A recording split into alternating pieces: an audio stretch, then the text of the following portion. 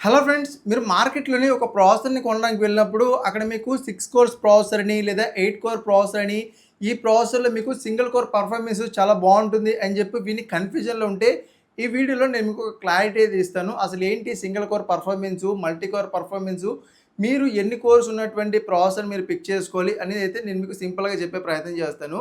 So, మీకు ఇది real time ఎగ్జాంపుల్‌తో చెప్పాలి అంటే గనక ఫర్ ఎగ్జాంపుల్ మీరు ఒక గేమర్ అనుకోండి. ఓన్లీ గేమ్స్ మాత్రమే ఆడతారు. గేమ్స్ తప్ప వాటిని రికార్డ్ చేయడం గానీ, లైవ్ స్ట్రీమ్ చేయడం గానీ ఇలాంటివి ఏం చేయరు. జస్ట్ ఫర్ ఫన్ కోసం కేవలం గేమ్స్ మాత్రం ఆడతారనుకుంటే, మీరు సింగిల్ కోర్ పర్ఫార్మెన్స్ మీద అయితే ఎక్కువ దృష్టి అయితే పెట్టాలి. అంటే సింగిల్ కోర్ పర్ఫార్మెన్స్ అనేది ఎక్కువగా ఉండేట్టు చూసుకోవాలి. అంటే దీని అర్థం ఏంటి? నథింగ్ బట్ ఒక ప్రాసెసర్‌లోని మల్టిపుల్ కోర్స్ అయితే ఉంటాయి. అంటే కొన్ని ప్రాసెసర్‌లోని 4 కోర్స్ ఉంటాయి, 6 కోర్స్ ఉంటాయి, 8 కోర్స్ ఉంటాయి, 10 ఉంటాయి, 12 ఉంటాయి. ఇలా different course mean core count అయితే ఉంటుంది కదా! కానీ వీటన్నిటిలోకి గూడా మనకి ప్రతి ఒక్క కోర్‌కి గూడా ఇండివిడ్యువల్‌గా క్లాక్ స్పీడ్ అనేది ఉంటుంది. ప్రతి ఒక్క దానికి మనం ప్రాసెసర్‌ని మనం జనరల్‌గా స్పెసిఫికేషన్స్‌తో చెక్ చేస్తే బేస్ క్లాక్ స్పీడ్ ఇన్ని గిగాహెర్ట్జ్ అని చెప్పి, బూస్ట్ క్లాక్ స్పీడ్ ఇన్ని గిగాహెర్ట్జ్ అని చెప్పి మెజర్ అయితే చేస్తారు కదా! దీంట్లోన ఏవైతే కోర్స్ ఉన్నాయి కదా! ప్రతి ఒక్క కోర్ గూడా ఇండివిడ్యువల్‌గా అంతంత స్పీడ్‌తోనైతే పనిచేస్తుంది. అయితే అవన్నీ కలిసి పనిచేసినప్పటికి అంతే స్పీడ్‌లో పనిచేస్తాయి. ఇక్కడ మీకు కొంచెం కన్‌ఫ్యూజింగ్‌గా ఉంటుంది. క్లారిటీగా చెప్తా. ఫర్ ఎగ్జాంపుల్ మనము ఒక ప్రాసెసర్‌ని తీసుకుందాం. For example AMD Ryzen 5 5600G అనే ప్రాసెసర్‌ని తీసుకుందాం. మనం దాని గురించి ఎక్కువగా మాట్లాడుతున్నాం కాబట్టి ఆ ప్రాసెసర్‌నే తీసుకుందాం. దాంట్లో మనకి 6 కోర్స్ ఉంటే 12 థ్రెడ్స్ ఉంటాయి కదా! ఇప్పుడు ఈ ప్రాసెసర్ యొక్క బేస్ ఫ్రీక్వెన్సీ చూసుకుంటే 3.9 గిగాహెర్ట్జ్ అయితే ఉంది. అండ్ బూస్ట్ స్పీడ్ చూసుకుంటే 4.1 గిగాహెర్ట్జ్ అయితే ఉంది. రైట్? ఇప్పుడు దీంట్లో ఏదైతే కోర్ ఉంది కదా! మనం 6 కోర్స్ ఉన్నాయని చెప్పుకున్నాం కదా! దాంట్లో ప్రతి ఒక్క సింగిల్ కోర్ కూడా 3.9 గిగాహెర్ట్జ్ స్పీడ్‌తోనైతే రన్ అవుతుంది. కానీ మనం ఎప్పుడూ కూడా ఈ 3.9 గిగాహెర్ట్జ్ ఇండివిడ్యువల్ కోర్‌తో ఏదైతే స్పీడ్ ఉంది కదా! దీన్ని ఓవరాల్‌గా 6 ఉన్నాయి కాబట్టి ఇంటూ 6 చేస్తే మనకి అరౌండ్ ఒక 23 గిగాహెర్ట్జ్ స్పీడ్ వస్తుంది. మనం అంత స్పీడ్‌ని కన్సిడర్ చేయకూడదు. ఏదైతే సింగిల్ కోర్ యొక్క స్పీడ్ ఉంది కదా! అదే ఓవరాల్ సీపీయూ యొక్క స్పీడు. సో, సీపీయూని మనం మల్టిప్లికేషన్ లాంటివి చేయకూడదు. ఓకే. సో, ఈ కోర్ కౌంట్ ఏదైతే ఉంది కదా! ఈ 6 కోర్స్‌లో కూడా కేవలం ఒక్క కోర్ మాత్రమే 4.1 గిగాహెర్ట్జ్ బూస్ట్ ఫ్రీక్వెన్సీకి అందుకుంటుంది. మిగతావన్నీ కూడా ఏవి ఎల్లవు. ఓకే. దాంట్లో ఒకటి మాత్రమే ఎళ్తుంది. ఆ ఒకటే మన ఓవరాల్ గేమింగ్ ఎక్స్‌పీరియన్స్‌ని ఇంప్రూవ్ చేస్తుంది. ఫర్ ఎగ్జాంపుల్ మీరు ఓన్లీ గేమింగ్ అని మాట్లాడుకున్నాం కదా! ఫర్ ఎగ్జాంపుల్ మీకు దీన్ని రియల్ టైమ్ ఎగ్జాంపుల్‌తో చెప్పాలి అంటే ఒక సాఫ్ట్‌వేర్ ఆఫీస్ ఉంది. దాంట్లోని ఒక 6 ఎంప్లాయీస్ ఉన్నారు. రైట్? ఆ 6లోని ఒక వ్యక్తి టీమ్ లీడర్ అనుకోండి. సో, ఏదైనా టాస్క్ వచ్చినా ముందు టీమ్ లీడర్ మీద ఎక్కువ ప్రెషర్ ఉంటుంది. రిమైనింగ్ టీమ్ లీడరు మిగతా వాళ్ళకి అతనికి ఏదైనా హెల్ప్ కావాల్సొస్తే గనక అతను పిలుస్తాడు కదా! సేమ్ ఇక్కడ కూడా అంతే. ఈ సింగిల్ కోర్ పర్ఫార్మెన్స్‌లోని గేమింగ్ అనేది కేవలం గేమ్స్ మాత్రమే ఆడితే ఓన్లీ ఒక్క కోర్ మాత్రమే ఓవరాల్ గేమింగ్ యొక్క ఎక్స్‌పీరియన్స్‌ని మీకు ఇంప్రూవ్ చేస్తుంది. రిమైనింగ్ ఆ గ్రాఫిక్స్ అనేది గ్రాఫిక్ కార్డ్ చూసుకుంటుంది. బట్ గేమ్ నడవడానికి సింగిల్ కోర్ ఒకటి చాలు. ఇప్పుడొచ్చే మోస్ట్ ఆఫ్ ది గేమ్స్ అన్నీ కూడా మీకు సింగిల్ కోర్ మీదే నడుస్తాయి. ఈ సింగిల్ కోర్ యొక్క స్పీడ్ అనేది 3.9 గిగాహెర్ట్జ్ మనం బేస్‌గా ఏదైతే మాట్లాడుకున్నామో దాని గురించి అదే ఏదైతే సీపీ మాట్లాడాం కదా! ఏఎండీ రైజెన్ 5 5600G అని. దాని గురించి మాట్లాడుకుంటే అది బేస్ క్లాక్ స్పీడ్ అనేది 3.9 గిగాహెర్ట్జ్. బూస్ట్ అనేది 4.1 గిగాహెర్ట్జ్ వరకు వెళ్తుంది. ఈ మిగతా ఏవైతే 5 కోర్స్ ఉన్నాయి కదా! దాంట్లో ఒకటో రెండో ఈ ఒక్క కోర్‌కి సపోర్ట్ చేయడానికి వస్తాయి. ఫర్ ఎగ్జాంపుల్ ఎవరైతే టీమ్ లీడర్ ఉన్నారో అతనికి ఏదైనా హెల్ప్ కావాలంటే ఒకళ్ళో ఇద్దరు ఎంప్లాయీస్ అనేవాళ్ళు అతని చుట్టూ ఉంటారు. మిగతా వాళ్ళు ఐడియల్ పొజిషన్‌లో ఖాళీగా కూర్చొని అయితే ఉంటారు. సో, ఇది సింగిల్ కోర్ పర్ఫార్మెన్స్. అదే మల్టీ కోర్ పర్ఫార్మెన్స్ అంటే మల్టీ కోర్ అంటే నథింగ్ బట్ మీరు వీడియో ఎడిటింగ్ చేస్తున్నా, బ్లెండర్ లాంటి సాఫ్ట్‌వేర్‌ని యూజ్ చేస్తున్నా, లేదా మీరు గేమ్స్ ఆడుతూ గేమ్స్‌ని లైవ్ స్ట్రీమ్ చేస్తూ డిస్కార్డ్‌లో మీ ఫ్రెండ్స్‌తో మాట్లాడుకుంటూ మల్టిపుల్ ట్యాబ్స్ మీరు ఓపెన్ చేశారనుకోండి. అంటే ఒకేసారి మల్టిపుల్ వర్క్స్ జరుగుతాయి. సో, ఇలాంటి టైంలో ఏమవుతుంది? మల్టీ కోర్ పర్ఫార్మెన్స్ అనేది ఇక్కడికొస్తుంది. మల్టీ కోర్ అంటే నథింగ్ బట్ ఏదైతే వర్క్ ఉంది కదా! దీన్ని చిన్న చిన్న చంక్స్‌గా లేదా చిన్న చిన్న పార్ట్స్‌గా డివైడ్ అయితే చేసేస్తారు. డివైడ్ చేసేసి ఒక్కొక్క కోర్ కూడా ఆ ఒక్కొక్క టాస్క్‌ని చేయడం వల్ల సో, ఏ ఏ కోర్ మీద కూడా ఎక్కువ స్ట్రెస్ అయితే ఉండదు. అన్నిటి మీద ఇండివిడ్యువల్‌గా మీకు వర్క్ ఎక్స్‌పీరియన్స్ చూడడం జరుగుతుంది.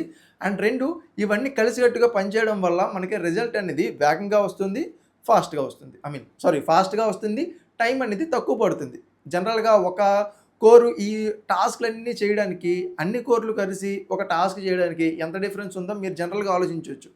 సో, మల్టీ కోర్ పర్ఫార్మెన్స్ అంటే మీరు మల్టిపుల్ టాస్క్ చేస్తుంటే లేదా మీరు వీడియో ఎడిటింగ్ లాంటి హెవీ సాఫ్ట్‌వేర్‌ని యూజ్ చేస్తుంటే ఈ వీడియో ఎడిటింగ్‌లో గూడా మీరేదైతే టైమ్ లైన్‌లో ఎడిట్ చేస్తారు గదా! ఇదంతా కూడా ప్రాసెసర్ మీద ప్రెషర్ పడుతుంది. వన్స్ మీరు వీడియో ఎడిటింగ్ కంప్లీట్ అయిపోయిన తర్వాత దాన్ని రెండర్ చేస్తారు గదా! అప్పుడు అది గ్రాఫిక్ కార్డ్ మీద ప్రెషర్ పడుతుంది. రెండర్ చేయకంత ముందు వరకు ప్రాసెసర్ మీద మొత్తం ఓవరాల్ ప్రెషర్ అయితే ఉంటుంది. సో, ప్రాసెసర్ మీకు టైమ్ లైన్ ఎంత పెద్దగా అయితే ప్రాసెసర్ మీద అంత ఎక్కువ ప్రెషర్ పడుతుంది. ఫర్ ఎగ్జాంపుల్ మీరు ఒక 4K వీడియో ఎడిటింగ్ చేస్తున్నారనుకోండి. సో, అలాంటి టైం అప్పుడు ప్రాసెసర్ మీద హెవీ లోడ్ అయితే పడుతుంది. సో, అదే 4K వీడియోని వన్స్ మీరు ఎక్స్‌పోర్ట్ చేశారనుకోండి, రెండరింగ్‌కి తీసుకెళ్లారనుకోండి, అదే ఏదైతే లోడ్ ఉంది కదా! అది గ్రాఫిక్ కార్డ్ మీద పడుతుంది. సో, ఈ విధంగా మీకు single core performance, multi core performance అనేది చూడటం అయితే జరుగుతుంది. అంటే మీరు ఓన్లీ గేమ్స్ మాత్రమే ఆడతాను, గేమ్స్ తప్ప వేరే ఏ పని చేయను అనుకుంటే సింగిల్ కోర్ పర్ఫార్మెన్స్ మీద అంటే మీరు ఏదైతే ప్రాసెస్‌ని తీసుకుంటారో యావరేజ్‌గా ఒక 4 కోర్స్ నుంచి 6 కోర్సు కోర్ కౌంట్‌లో ఉన్నటువంటి ప్రాసెసర్‌ని మీరు పిక్ చేసుకోవచ్చు. క్లాక్ స్పీడ్ అనేది ఎక్కువగా ఉండేట్టు చూసుకోండి. ఎందుకంటే సింగిల్ కోర్ మీద ఓవరాల్ ఒకే కోరు అంతటిని హ్యాండిల్ చేయాలి కాబట్టి క్లాక్ స్పీడ్ అనేది ఎక్కువగా ఉండాలి. అదే మీరు మల్టీ కోర్ అంటే నథింగ్ బట్ మీరు మల్టిపుల్ టాస్క్ ఒకసారి చేస్తున్నా అంటే వీడియో ఎడిటింగ్ చేస్తున్నా, లేదా బ్లెండర్ లాంటి సాఫ్ట్‌వేర్స్‌ని యూజ్ చేస్తున్నా, లేదా యాస్ ఎ కంటెంట్ క్రియేటర్‌గా మీరు ఆ వీడియోస్‌ని రికార్డ్ చేసి వాటిని ఎడిట్ చేసి మల్టిపుల్‌గా గూగుల్‌లోని 4, 5 ట్యాబ్స్ ఓపెన్ చేసి రకరకాలుగా రీసెర్చ్ చేస్తారు. సో, ఇలాంటివన్నీ చేస్తున్నప్పుడు ఏంటంటే ఇక్కడ ఒక ఎంప్లాయీ పనిచేయడు. ఇక్కడ అందరూ ఎంప్లాయీస్ కలిసి పనిచేస్తున్నట్టు. అందరూ ఎంప్లాయీస్ కలిసి పనిచేస్తున్నారు కాబట్టి ఓవరాల్‌గా వర్క్ లోడ్ అనేది ఎక్కువగా ఉంటుంది. అందరూ ఈవెన్‌గా డిస్ట్రిబ్యూట్ అయితే చేసుకుంటారు కాబట్టి అక్కడ మనకి మల్టీ కోర్ పర్ఫార్మెన్స్ అంటే మనకి ఎక్కువ కోర్స్ కావాలి. ఎంప్లాయీస్ ఎక్కువ మంది కావాలి. పని ఎక్కువగా ఉంది కాబట్టి ఎక్కువ మంది ఎంప్లాయీస్ ఉండడం వల్ల ఏమవుతది? ప్రతి ఒక్కళ్ళకి పని ఈవెన్‌గా డిస్ట్రిబ్యూట్ అవుతుంది. ప్రతి ఒక్కళ్ళ మీద ఒత్తిడి అనేది తగ్గుతుంది. అంటే నాకే ఎక్కువ పని ఇచ్చేసారు. అవతలోడు ఏ పని చేయట్లేదు అని కాకుండా ఒక్కొక్కళ్ళకి ఒక్కొక్క పని. నువ్వు కోడ్ రాయు, నువ్వు కంపైలింగ్ చెయ్యు, నువ్వు డిప్లాయ్ చెయ్యు, నువ్వు టెస్టింగ్ చెయ్యు, నువ్వు బగ్స్ కనిపెట్టు సంథింగ్ ఎలాగైతే ఉంటుందో సెక్టర్స్ అలాగే వీటిలో కూడా ప్రతి ఒక్క టాస్క్‌ని కూడా చిన్న చిన్న చంక్స్‌గా లేదా చిన్న చిన్న పార్ట్స్‌గా అయితే డివైడ్ చేసి ఒక్కొక్కళ్ళకి ఒక్కొక్క టాస్క్ అయితే ప్రొవైడ్ అయితే చేస్తారు. మీరు ఈ టాస్క్ చేయండి. సో, ప్రతి ఒక్కళ్ళ టాస్క్ చేసేటప్పటికి ఒక గంటలోపు అందరి దగ్గర నుంచి కొంత కొంత రిజల్ట్ అయితే వస్తుంది. ఇవన్నిటిని మిక్స్ చేయగానే ఒక సర్టెన్ రిజల్ట్. అదే గంటలోని ఒక వ్యక్తి ఒక్కదాని మీద మాత్రమే రిజల్ట్ చూపించగలడు. అదే అందరిని పెట్టడం వల్ల అందరి దగ్గర నుంచి కొంత కొంత ప్రోగ్రెస్ వస్తుంది కాబట్టి వాటన్నిటిని కలపడం వల్ల మనం ఓవరాల్ రిజల్ట్ అనేది ఇంప్రూవ్ అవుతుంది. సో, ఇది మనకి single core and multi core performance అంటే నథింగ్ బట్ మీకు ఇంకా సింపుల్‌గా అర్థమయ్యేటట్టు నేను చెప్తాను. సింగిల్ కోర్ పర్ఫార్మెన్స్ అంటే మీరు ఎట్ ఎ టైమ్ ఒక టాస్క్ చేస్తున్నప్పుడు వచ్చేటువంటి overall performance. Multi core performance అంటే మీరు మల్టిపుల్ టాస్క్ చేసేటప్పుడు అంటే మీరిక్కడ సింగిల్ కోర్ పర్ఫార్మెన్స్ అన్నప్పుడు ఇక్కడ మీరు కోర్ కౌంట్ కన్నా క్లాక్ స్పీడ్‌ని ఇంపార్టెన్స్ అయితే ఎక్కువ ఇవ్వాలి. మల్టీ కోర్ అన్నప్పుడు ఇక్కడ మీరు క్లాక్ స్పీడ్‌తో పాటుగా కోర్ కౌంట్‌ని అయితే చూసుకోవాలి. అంటే మీరిక్కడ వీడియో ఎడిటింగ్, బ్లెండర్ లాంటివి చేస్తున్నప్పుడు అట్‌లీస్ట్ 8 కోర్స్ ఉన్నటువంటి ప్రాసెసర్‌ని లేదా 10 కోర్స్, 12 కోర్స్ ఉన్నటువంటి ప్రాసెసర్‌ని మీరు పిక్ అయితే చేసుకోవాలి. సో, ఈ విధంగా మీరు పిక్ చేసుకోవాలి. అంటే మీరు గేమ్స్ ఆడితే గనక 4 కోర్స్ మీకు సరిపోతుంది. వీడియో ఎడిటింగ్ చేస్తున్నారంటే రఫ్‌లీ 8 కోర్స్ ఉన్నటువంటి ప్రాసెసర్‌ని తీసుకోవాలి. అందుకే మనం ఎప్పుడు కూడా 4-8 కోర్స్ ఉన్నటువంటిది మీరు ఏ వర్క్ కోసం చేస్తే తెలీదు. కొంతమంది ఓన్లీ గేమ్స్ అనుకుంటారు. దాని తర్వాత గేమ్స్‌ని ఎడిట్ చేస్తే బావుంటదేమో అని చెప్పి షిఫ్ట్ అవుతారు. సో, ఇలాగా షిఫ్ట్ అయినప్పుడు మనకి మరి దానికి తగ్గట్టే ప్రాసెసర్ కూడా ఉండాలి కదా! సో, అందుకని చెప్పి మనం ఎప్పుడు కూడా 4-8 కోర్స్ ఉన్నటువంటి ప్రాసెసర్‌ని తీసుకోండి అని చెప్పేసి సజెస్ట్ అయితే చేస్తూ ఉంటాం. ఇన్ కేస్ నేను చెప్పిన దాంట్లో మీకేమైనా డౌట్స్ ఉన్నా, ఒకవేళ క్లారిటీ లేకపోయినా నాకు కింద కామెంట్ సెక్షన్‌లో అడగండి. నేనైతే ఆన్సర్ అయితే ఇస్తాను. మీకు ఏ డౌట్స్ ఉన్నా సరే నేను క్లారిఫై అయితే చేస్తాను.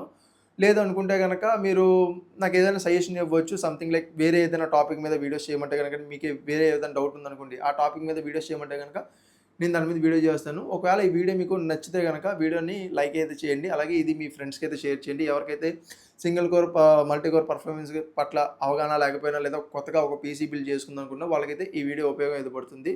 అండ్ ఇలాంటి మరిన్ని ఇంట్రెస్టింగ్ వీడియోస్ కోసం మన ఛానెల్‌ని సబ్స్క్రైబ్ చేసుకొని బెల్ నోటిఫికేషన్ యాక్టివేట్ చేసుకోండి. సో, దానివల్ల నేను నెక్స్ట్ పెట్టే వీడియో అనేది మీకు ఇన్‌స్టంట్‌గా నోటిఫికేషన్ రూపంలో అయితే వస్తుంది. So, yeah! ఈ వీడియోతో నేను క్లోజ్ అవుతాను. సో, నేను మీకు మరొక వీడియోతో మీ ముందుంటా. అంతవరకు సైనింగ్ ఆఫ్. బాయ్.